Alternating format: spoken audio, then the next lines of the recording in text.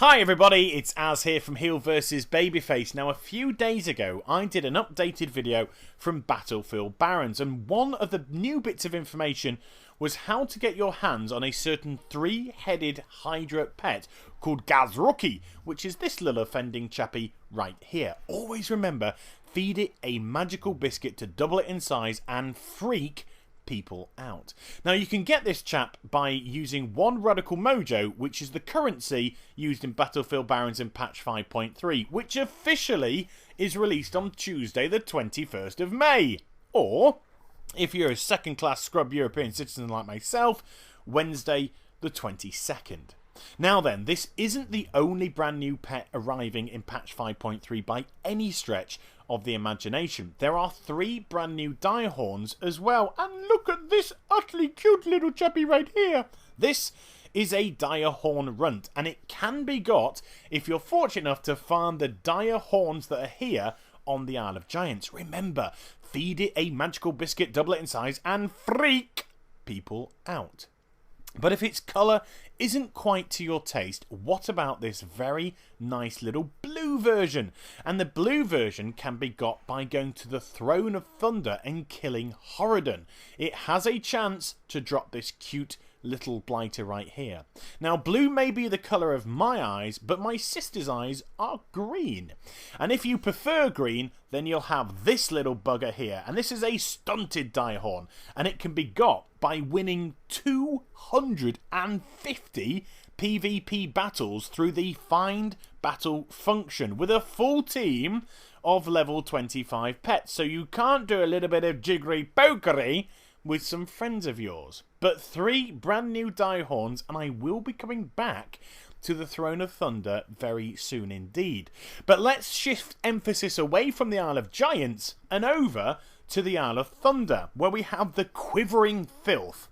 Now the Quivering Filth have the opportunity to drop a Builthlink, which is a tiny teeny version of itself. Now something here worried me greatly. I spent about half an hour trying to farm this pet and it never dropped. That didn't bother me at all. I understand the meaning of the word grind. What bothered me is these are the last few mobs which I'm managing to soak up in my half-hour stint, and it's not until the very final mob, so this is approximately 70 to 80 mobs in, that it drops the first lesser charm of good fortune. Goodness sake, please don't tell me they have significantly nerfed the drop rate on this item. But returning to the Throne of Thunder, we have Odious, and he can drop 2 different types of blob. We have the living fluid, which is the smaller red, big red, very vibrant red blob, which we see all around him during the fight. Or, if you kill him in normal mode only, he has the opportunity to drop a vicious horror, which is the darker blood version. Either way, they are 2 blobs and they drop from Odious. But let's kick things back a little bit old school. Wrath of the Lich King, Northrend, one of my favourite X-Packs, and looking at it now, oh my goodness, what went wrong? But if you fly around Northrend and you check what pets are where, you have the opportunity to find an unborn Valkyrie, which is a small version of the Valkyrie which we saw all through Wrath of the Lich King. A very sought after pet, and very hard to find. It could be hidden anywhere around Northrend. But let's take back a little further now, and the Burning Crusade, my favourite X-Pack, full stop. Go to the Eye in Tempest Keep and kill Alar. Alar has an opportunity to drop a Phoenix Hawk hatchling. Those are like the Dragon Hawks which surround the whole battlefield, and you've also got the Tamers which had loads of them during the fight as well. Now, we've also got the Void Reaver that can drop a teeny tiny version of itself called a Pocket Reaver.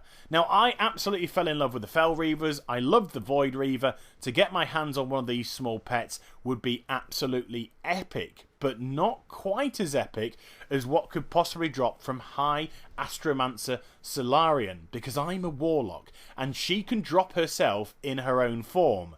No, not that form. this form right here when she enrages right at the end of the fight. And it will be a lesser void caller. Surely that is the pet for all warlocks. But if that's the pet for all warlocks, then maybe the next one in Serpentine Cavern is the pet for all mages. Because Hydros can also drop a pet, a corrupted version of itself, as we see here, called a Tainted Waveling. It's a very small version of exactly what you see on the screen. Mages, does that get your juices flowing? Or, if you just like the bizarre, the weird, how about Morogrim Tidewalker? This chappie that's so big, I can barely fit him on my screen. If you're lucky enough, then he will drop a small version called a Tide Shipper. It's not the same skin as him, it's the same skin as the Tidewalkers that are to the east of Booty Bay. They used to scare the bejeebers out of me the first time that I purchased WoW. But if those three aren't up your alleyway, what about Lady Vash? Yes, she also has a pet to drop. And if you're fortunate enough, what about this? The Coil Fang Stalker. It will drop a version of that. Remember, if you got too close to it during the fight, it would constantly fear you. Now, excuse me, please. As loot the goddamn core, she's getting bigger, she's getting more stacks. Quick, get in there. Sorry, I just have to make sure that I'm fully prepared when I raid. Karazhan has also seen some love as well. And if you're fortunate enough, full stop, to get the Little Red Riding Hood event, then the Big Bad Wolf has the chance to drop a little bad wolf. A cutesy, teeny weeny version of itself, which is really, really cute.